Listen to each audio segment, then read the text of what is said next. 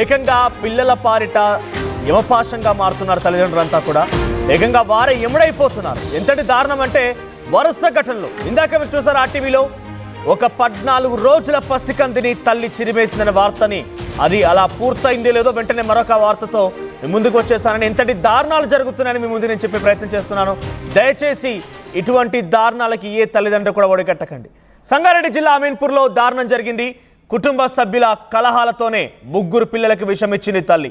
3 పిల్లలు కూడా మరణించారు. తల్లి పరిస్థితి విషమంగా ఉంది. అట రాఘవేంద్ర కాలనీకి చెందినటువంటి చెన్నయ్య రజిత దంపతులకి 3 పిల్లలు ఉన్నారు. సాయి కృష్ణ, మధుప్రియ, గౌతమ్. వాటర్ ట్యాంకర్ డ్రైవర్గా పనిచేస్తున్నాడు చెన్నయ్య. అయితే రాత్రి భోజనం తర్వాత డ్యూటీకి వెళ్ళాడు చెన్నయ్య.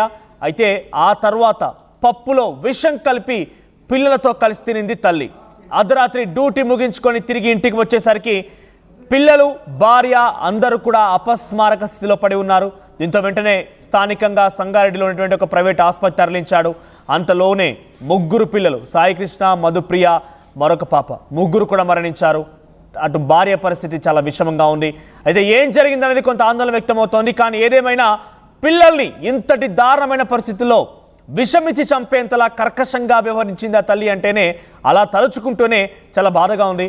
ఏదేమైనా కూడా తల్లిదండ్రులే పిల్లల పాలిట యమపాశంగా మారుతున్నారు, ఎముడిగా మారుతున్నారంటే ఇటువంటి ఘటనలు ఎన్ని జరుగుతున్నా కూడా కనీసం చలనం రావడం లేదు, కనీసం మార్పు రావడం లేదు.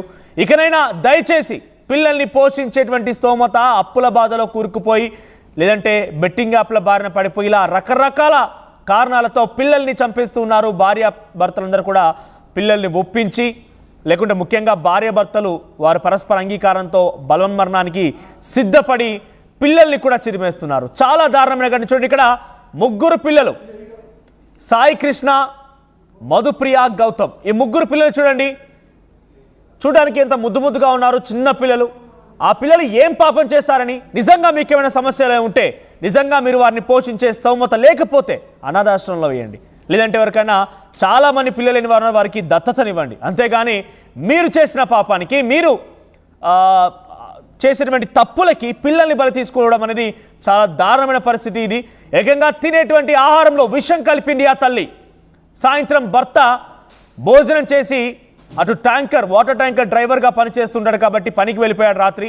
ఇక వెంటనే రాత్రి భోజనం చేసేందుకు కూర్చున్నారు తల్లి పిల్లలిద్దరు కూడా. పిల్లలు 3, మొత్తం అందరు కలిసి 4 తినడానికి కూర్చొని, తల్లి అప్పటికే పప్పులో విషం కలిపింది. ఆ విషయం పిల్లలకు తెలియదు. కానీ పిల్లలు తన తల్లి అన్నం పెడుతోంది కదా, రోజులాగానే ఆకలేస్తోంది అమ్మ అనగానే అన్నం పెడుతోంది కదా అని చెప్పి చాలా రుచిగా తినబోయారు. కానీ వారికి తెలియదు ఆ పప్పులో విషం ఉందని. అలాగే తినేశారు. తర్వాత అటు తండ్రి అంటే భర్త ఇంటికి తిరిగి వచ్చేసరికి అపస్మారక స్థితిలో అంతా పడిపోయి ఉన్నారు. వెంటనే ఆసుపత్రి తరలించేలోగానే 3 పిల్లలు మరణించారు. ఇంకా భార్య పరిస్థితి విషమంగా ఉంది.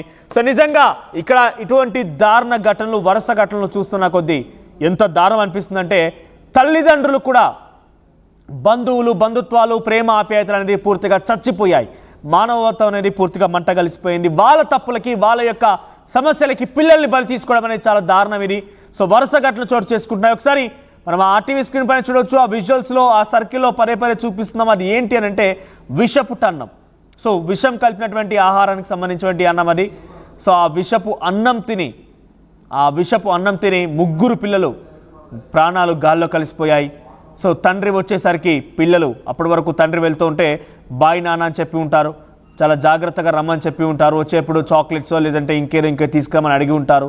కానీ తండ్రి వచ్చేసరికి విగత జీవులుగా 3 పిల్లలు పడి ఉన్నారు. ప్రస్తుతం భార్య పరిస్థితి కూడా చాలా దారుణంగా ఉంది, విషమంగా ఉంది.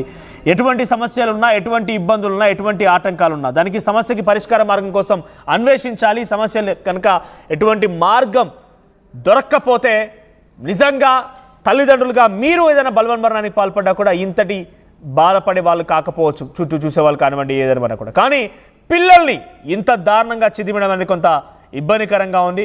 ఒకసారి మనం ఆర్టీవీ స్క్రీన్ పైన కనబడుతున్న విజువల్స్ని చూసే ప్రయత్నం చేద్దాం. ఒక్కసారిగా ఇంటి దగ్గర ఎటువంటి విషాదం అలుముకుందో ఆ దృశ్యాలను చూద్దాం.